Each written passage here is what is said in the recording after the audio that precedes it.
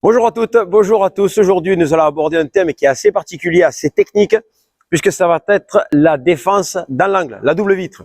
Alors, plusieurs fois, j'ai des élèves qui viennent me voir, qui ont déjà pris des cours ailleurs, etc. Et dès qu'on se retrouve en fait dans cette position où on travaille la double vitre, eh bien, je me rends compte souvent que ce n'est jamais vraiment très clair. C'est assez compliqué pour les gens de comprendre comment défendre cette chose-là. Alors, je ne veux pas dire que ma technique est meilleure que celle des autres, pas du tout. Les techniques qui sont proposées par d'autres professeurs et qui sont différentes à celles que je vais vous proposer maintenant sont très bonnes aussi, mais c'est peut-être pas le meilleur moment, je vais dire ça comme ça, pour comprendre comment défendre la double vitre. Donc, je m'explique. En fait, ça vous est peut-être déjà arrivé que pour travailler la double vitre, on vous dit si la balle arrive et touche en premier la vitre latérale, vous allez tourner avec la balle pour la défendre en tournant. Également, si la balle arrive en direction donc de l'angle, mais vient en premier sur la vitre de fond, vous allez vous dégager ici pour pouvoir la laisser rebondir sur la vitre de fond, tourner et la sortir avec un revers. Pardon. Donc ça, c'est le premier cas de figure qu'on peut vous dire lorsque vous prenez des cours et qu'on vous demande de défendre la double vitre. Ça, c'est un premier cas de figure. Le deuxième cas de figure serait, vous avez peut-être également entendu ça, balle qui vient loin de vous, vous allez vous en écarter encore plus. C'est-à-dire que la balle qui viendrait, vous êtes ici, admettons dans votre maison, la balle elle arrive ici sur le côté, elle est loin de vous, et donc vous allez vous en séparer le plus possible pour venir la prendre ici. Ça, c'est un cas de figure. Et donc, l'inverse, une balle qui serait proche de vous ici, d'accord, qui va vous venir sur le corps, vous allez essayer de rester proche d'elle, ici en restant très proche ici pour pouvoir aller la défendre, ou alors ici, qui viendrait sur votre corps et vous tourneriez et vous la prendriez. Donc ça, c'est un petit peu ce qu'on vous propose. Sauf que, pardon, sauf que, en fait, je pense que ça va très bien pour des personnes qui ont déjà un niveau un peu plus avancé, qui comprennent les rebonds. Parce que, pour arriver à défendre une double vitre, les rebonds sont toujours différents, les effets sont différents. C'est-à-dire que vous allez pouvoir défendre une double vitre lorsque l'adversaire va jouer une volée de revers, de coup droit. Donc déjà, entre la volée de revers et la volée de coup droit, l'effet n'est pas forcément le même lorsqu'il va rebondir derrière sur les vitres de fond ou sur la vitre latérale. Vous allez devoir défendre une double vitre après une bandeja ou après une víbora. Donc déjà là aussi, vous avez deux effets qui sont différents. Donc la balle va prendre des effets différents derrière.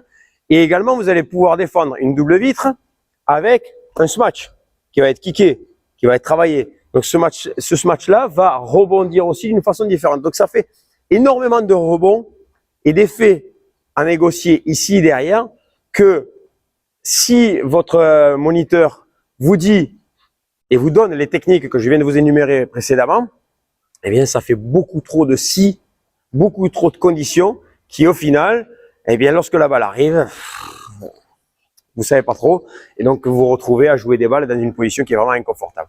Alors ce que je vous propose aujourd'hui, c'est justement d'avoir une technique de base qui va vous servir pour le niveau débutant, pour le niveau intermédiaire, et même à un niveau un peu plus avancé, lorsque vous allez vous retrouver face à des personnes qui vous proposent des choses que vous avez du mal à gérer. Par exemple, une víbora qui va être avec énormément d'effets ici derrière, cette technique-là va vous permettre de la défendre. D'accord? Et donc, dès que vous allez vraiment être à l'aise avec tous ces rebonds ici derrière, après, vous pourrez aborder les techniques que je vous ai énumérées en tout début de vidéo. D'accord? Alors pour ça, ce que je vais faire, c'est que je vais prendre ce tube, parce que moi il est bien coloré, vous allez bien voir, et en fait je vais le placer ici pour couper l'angle en deux. Ok? Donc si vous regardez bien, nous avons un angle à 90 degrés derrière, et je le coupe en deux, 45 degrés, ici.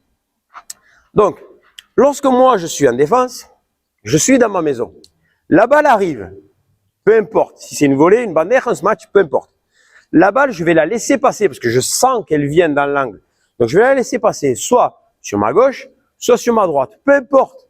L'important pour moi va être de l'accompagner et de l'enfermer à l'intérieur, ici. Ok?